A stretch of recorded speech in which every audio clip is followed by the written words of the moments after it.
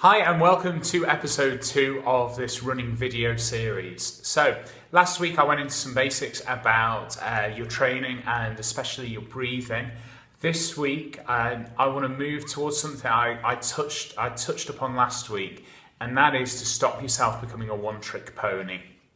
Okay, so what do I mean by being a one-trick pony? A one-trick pony is someone who is very good at running one pace all the time. Okay, so regardless of whether they were going out for a 1 mile run or a 10-mile run, they would run it at exactly the same pace, and they have very little change. They wouldn't be able to go into a sprint or up into a faster pace. They would just stick at that the whole time. Now, this is a very common problem that I see in,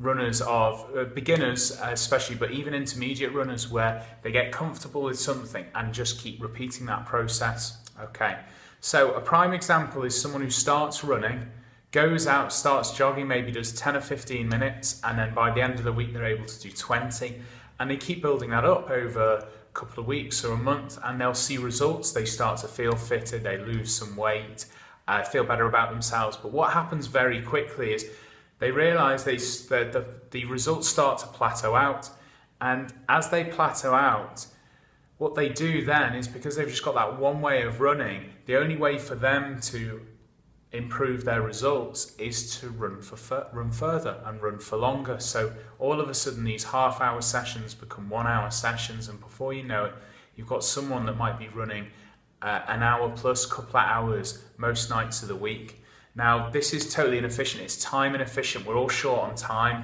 We want to be getting the most bang for your buck with anything that we do. It also, any sort of repetitiveness like that increases the chance of injury. Okay, so the best way to move around this is to vary the training up that you do. Okay, so don't go out and just hold one pace or one distance or one time. You're able to split it up into intervals where you're picking that pace up and pushing yourself harder for a set amount of time and dropping back to what is your one-trick pony pace, so that you're moving up and down the whole time. We can go into sprints as well, so that we're really pushing ourselves up to the upper limit, working the energy systems to their very max.